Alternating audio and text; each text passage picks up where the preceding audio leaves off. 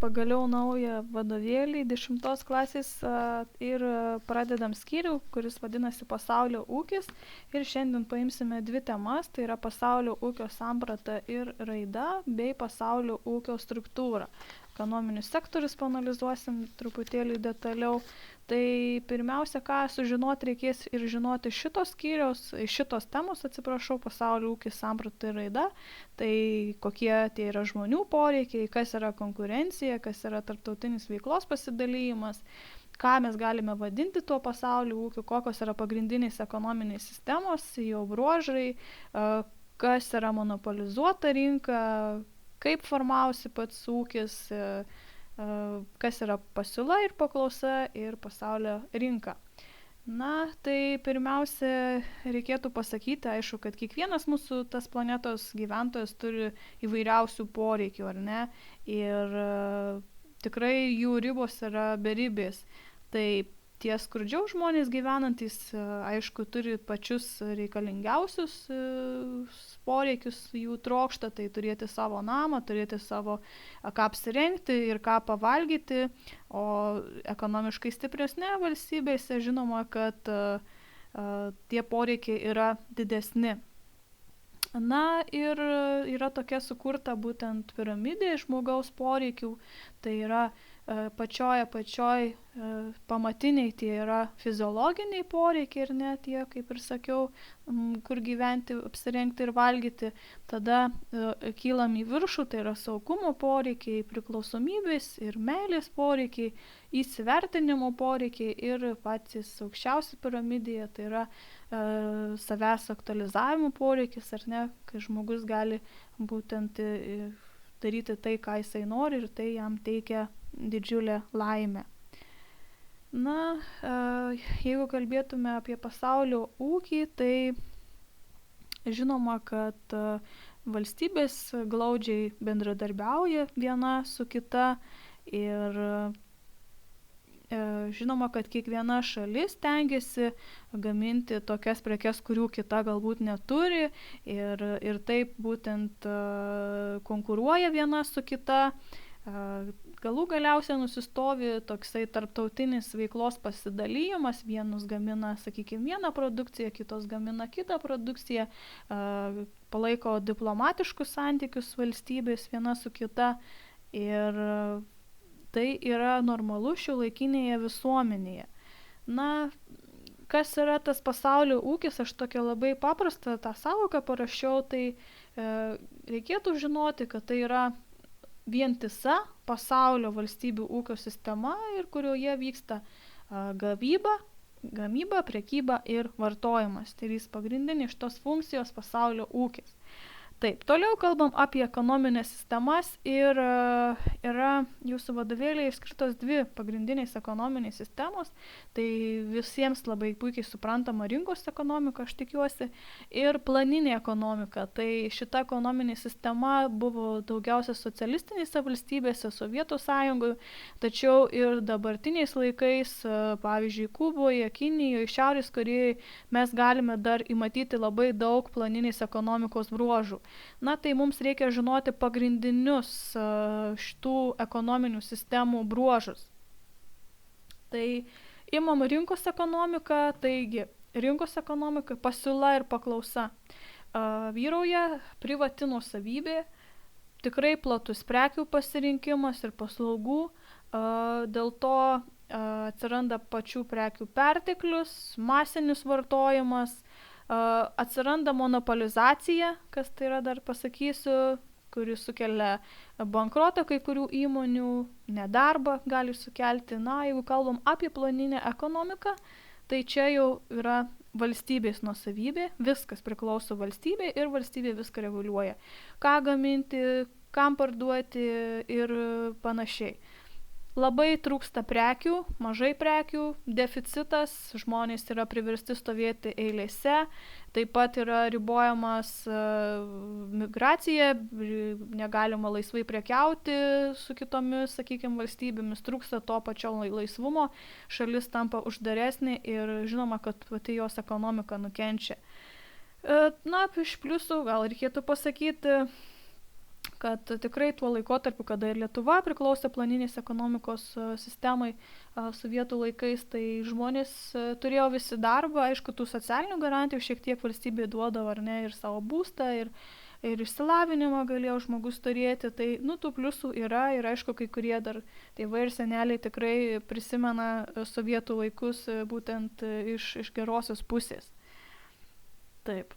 Na ir čia labai graži karikatūra yra ekonominių sistemų, jeigu pasižiūrėsit, tai vienoje pusėje yra pavaizduota rinkos ekonomika, ar ne, kur žmonės turi viską, gali nueiti laisvai nusipirkti, ką nori, laisvai judėti gali, ir už šitos spygliuotos vielos, tai vaizduojamos planinės ekonomikos šalys, sakykime, tai mes matome, jos tik tai žiūri ir nesupranta, kad taip galėtų būti pas juos tokias vargšes vaizduoja karikatūristas, tai labai gražus toksai man palyginimas. Kas tai yra ta monopolizuota rinka, aš jau paminėjau, tai mano šitas paveikslas ir atspindi labai aiškiai, jeigu kas dar nesupratot. Tai yra tokia rinka, kai, sakykime, viena kažkokia tai įmonė, vienas prekės ar paslaugos gamintojas ar tiekėjas būtent pradeda vyrauti pasaulyje. Tai ko pasiekoja, tos mažesnės įmonės nesugeba konkuruoti su ta didžiaja milžinė, sakykime, ir tos mažesnės turi, sakykime, paskelbti bankrotą. Na ir tų monopolizuotų rinkų, tokių monopolijų labai yra nemažai pasaulyje. Aš čia jums tik keletą tokių vardų įdėjau, visiems tikrai gerai žinomų, kurie tikrai viešpatauja, galim sakyti, pasaulyje. Dar vienas paveikslas monopolizacijos, užkariauja pasaulį tos ir aišku skverbiasi į visas pasaulio valstybės tos prekės ir paslaugos. Jeigu mes kalbėtume toliau apie pasaulio ūkio raidą, tai aišku, pirmiausia, kada pradėjo kurtis pirmykštės bendruomenės, tai vykdavo mainai tarptų kaimo, sakykime, bendruomenių. Kuriantis toms pirmoms valstybėms atsirado poreikis, sakykime, gauti prekių kažkokių tai iš tolimesnių kraštų, tai atsirado būtent jau didžių geografinių atradimų laikotarpių, kada žmonės pradėjo keliauti, atrasti naujus kraštus, tų daugiau atsirado įvairiausių prekių. Na ir žinoma, 18 amžiaus pabaiga, 19 amžiaus pabaiga, vėliau mes turim tą pramonės perversmą. Dar tarp pramonės perversmų ir didžiųjų geografinių atradimų mes turim kolonializavimą, tai yra, kada metropolijos būtent prisijungė tam tikras valstybės teritorijas, tai yra ta šalių ekspansija. Didelė dalis žinot, ar ne, tai Afrikos valstybių, kurios buvo prijungtos, paverstos kolonijomis, na ir tos metropolijos iš tikrųjų išnaudojo tas valstybės ir pačias naudingasis iškasenas kasdavo ir žmonės, kaip matot, vergais paversdavo, tai tas laikotarpis visai neblogas metropolijom buvo. Na ir toliau, kaip sakiau, pramonės perversmas, 18 amžiaus pabaiga, 19 amžiaus pradžia. Tai kas yra pramonės perversmas, tai yra, kada nuo rankų darbo buvo pereinama prie mašininės gamybos ir būtent per ilgą laiko tarpą ta pramoninė gamyba plus valstybės, kadangi palaikydavo ryšius su kitomis valstybėmis, taip ir susikūrė ta pasaulio rinka, tas pats apibrėžimas. Na ir dabartinė pasaulio rinka neegzistuotų be pasiūlos ir paklausos, ar ne, tai aš tikiuosi, kad tai supranta, tai pasiūla, kas tai yra tų visų pateiktų rinkai produktų kiekis esant nustatytai kainai, o paklausa yra tai jau įsigytų už tam tikrą kainą prekių kiekis ir paslaugų. Na, jei nebūtų, sakykime, pasiūlos, nebūtų ar ne ir paklausos. Ir dabartiniais laikais, ypač kada jau 20 amžiaus pabaigoje buvo pradėta diegti labai sparčiai tą kompiuterinė technika, atsirado naujos technologijos, atsirado ir ištobulėjo telekomunikacija, kas tai yra tos informacijos perdavimas labai dideliais atstumais, kada pasinaudojame telefonais, televizoriais, kompiuteriais, palydovais ir ta informacija labai greitai pasiekia internetinį prekybą, kas yra labai dabar sparčiai paplitę. Tai būtų iš pirmosios temos tiek, o toliau keliaujam pasaulio ūkio struktūrą. Ir reikėtų pakalbėti apie ūkio sektorius. Tai du būtent ekonomistai, Colinas Clarkas ir Žanas Forestier, sukūrė šią tokią ekonominių sektorių koncepciją. Jie pasiūlė 3 sektorius ir dabartinis pats naujausias yra 4 sektorius, kuris vadinamas informaciniu sektoriumi. Tai pirmąjį galim pavadinti žemės ūkio sektoriumi, antrąjį pramonę, trečiąjį paslaugomis ir 4 informacinis. Ir dabar labai trumpai norėčiau pakalbėti apie kiekvieną iš šitų sektorių. Tai pirmiausia, pirmas ūkio sektorius, kaip ir sakiau, galite vadinti žemės ūkis, tačiau ne tik tai žemės ūkis, jį sudaro, kaip matot, ir žuvininkystė, ir medžiokliai sudaro, ir miškų ūkis, ir gavybos pramonė, tai yra naudingų iškasenų gavyba be apdirbimo. Pagrindinis tikslas pirmojo sektorius yra gamtos gėrybių naudojimas. Antrasis ūkio sektorius yra, kaip ir sakiau, pramonė. Tai yra žaliavų perdirbimas į gatavus jau produktus, sukuriama produkcija. Ir tai yra, aišku, apdirbamoji pramonė, bet ir kartu gali būti ir statybos, ir energetika, kuri priskiriama antrajam sektoriui. Trečiasis sektorius yra paslaugų sektorius ir, kaip mato, tų paslaugų yra tikrai nemažai. Tai aišku, kad pagrindinis tikslas yra teikti paslaugas gyventojams ir kitiems ūkio sektoriams. Tai kas įeina į tą trečiąjį sektorių, tai yra ir transportas, ir prekyba, ir finansai, mes matome, ir pramogos įvairiausios, aptarnavimas su viešbučiais, restoranais, sveikatos priežiūra, švietimas ir netgi valstybės valdymas yra priskiriamas prie paslaugų sektoriaus. Ketvirtasis, pats naujausias sektorius, tai yra informacinių technologijų sektorius. Na ir čia, kada atsirado sparti mokslo technikos pažanga, tada ir atsirado šis sektorius, tai yra ir moksliniai tyrimai, ir pati jų taikomoji veikla, ir informacinių technologijų kūrimas, įvairiausias taikymas. Globalioji rinka ir finansų valdymas yra priskiriami ketvirtajam ūkio sektoriui. Na ir čia galim pasižiūrėti iš pirmųjų 3 ūkio sektorių, sakykime, paplitimą pasaulyje, vyrojimą pagal bendrąjį vidaus produktą, tai kurios pasaulio valstybės gauna daugiausia pajamų iš atitinkamų ūkio sektorių, tai iš žemės ūkio. Žalia spalva mes matome pirmo sektoriaus daugiausia bendrasis vidaus produktas sukuriamas Afrikos valstybėse, pietryčių Azijos valstybėse. Antras sektorius, pramonės sektorius, tai yra tokios valstybės kaip Kinija, didžiulė gigantė, Saudo Arabija, Iranas, Irakas, Indonezija, Alžyras, kaip matot, kelios tarp Afrikos valstybės ir didžioji dalis pasaulio, tai yra paslaugų sektorius, aišku, kuris vyrauja pasaulyje ir, aišku, daugiausia valstybės, kurios jau išvyščiusios šitą sektorių, dažniausiai būna ekonomiškai stiprios. Na, aišku, yra ir silpnų, kur didelė dalis iš turizmo dar gauna pajamų. Na ir čia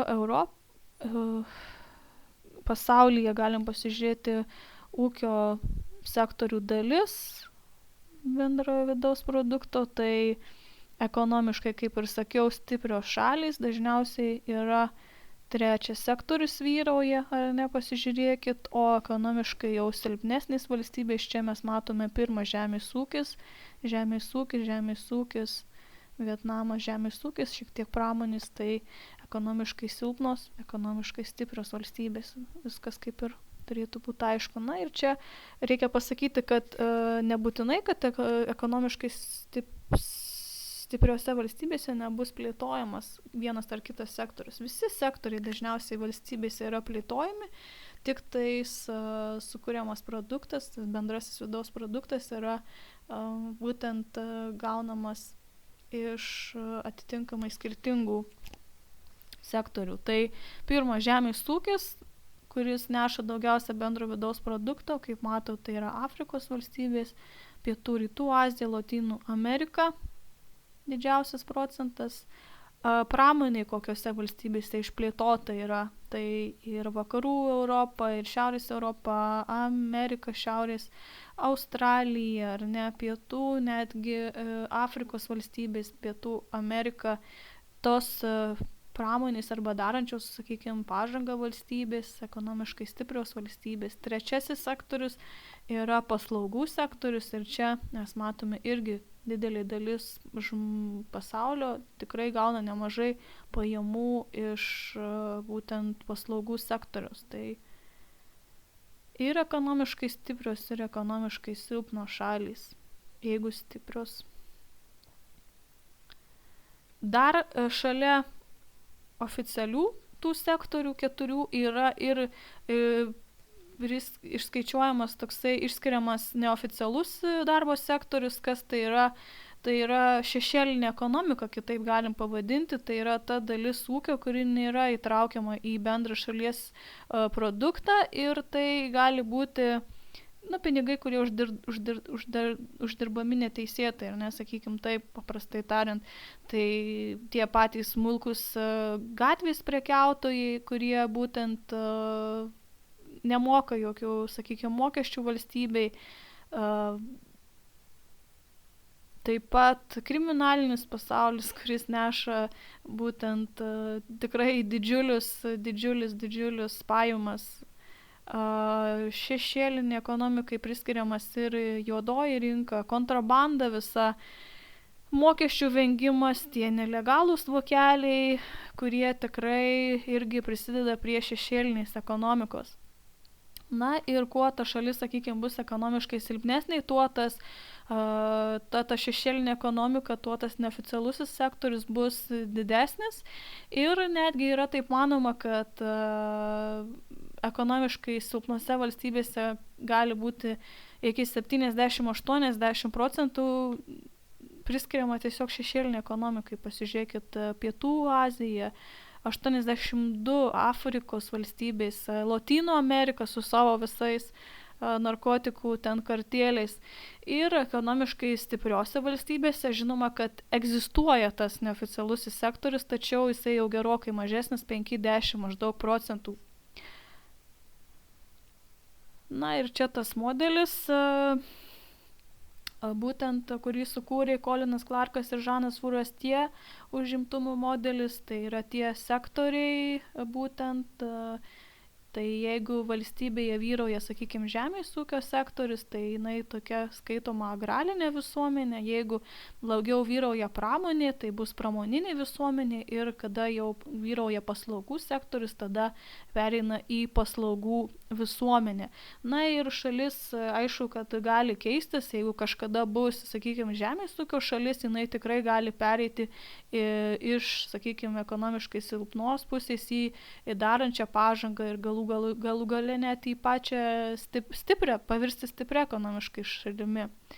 Na ir kokie pagrindiniai bruožai yra tų agrarinių šalių, tai kada vyrauja pirmasis ūkio sektorius, tai yra žemės tas ūkis ar ne, tikrai nėra aukštas pragyvenimo lygis, didžioji dalis žmonių dirba žemės ūkyje ir iš ten tas bendrasis vidaus produktas daugiausiai ir sukuriamas yra. Žaliavas dažniausiai parduoda ir neuždirba daug. Kitoms, sakykime, sritims neužtenka pajamų vystyti, trūksta raštingų žmonių, daug nekvalifikuotų darbininkų ir čia agrarinės šalys daugiausia, kaip jau matėte žemėlapį, yra Afrikoje. Toliau pramoninės šalys, tai yra daugiausia gauna iš būtent pramonėje pagamintos produkcijos, tačiau gamina ir žemės ūkio produkciją, ir paslaugų sektoriui taip pat yra tikrai tik nedidelė dalis. Kokios tos produkcijos pramonės? Na, tai aš tikrai manau, kad nuo pačių, sakykime, pačių smulkiausių buities priemonių iki pačių galingiausių automobilių, lėktuvų, laivų ir panašiai. Tai labai platus asortimentas pramonės yra. Kas būdinga pramoninėms šalims, tai yra urbanizacija, kada žmonės keliasi gyventi į miestus ir taip būtent pamažu tuose miestuose atsiranda ir paslaugų daugiau. Tai ta šalis ateityje gali tikrai pereiti į paslaugų visuomenės valstybė. Na ir pramoninėmis šalimis mes galim laikyti didelę dalį Azijos valstybių bei Pietų Amerikos valstybių. Ir trečiojo sektoriaus būtent vyruojantį, tai yra paslaugų visuomenė. Žemės ūkija, kaip mato, nedidelė žmonių dalis dirba, 1-3%. Ir iš tikrųjų iš kuo mažesnio žemės ploto sugebama išgauti labai didelį pelną. Daugiausia, kaip ir sakiau, dirba pramogų sektoriuje, paslaugų sektoriuje, atsiprašau, ir kas būdinga dar šitai visuomeniai, tai labai raštingi žmonės, labai aukštos kvalifikacijos darbininkai, taip pat labai spartus urbanizacijos procesas, Europos valstybės, Australija, Šiaurės Amerika, štai šitose žemynus esančios valstybės tikrai yra priskiriamos paslaugų visuomeniai. Tai labai trumpai, galbūt per ilgai, bet norėjau labai, kad apibendrint pagrindinius bent tuos bruožus, plačiau galima, aišku, paskaityti vadovėlį. Tai ačiū visiems žiūrėjusiems, iki pasimatymo.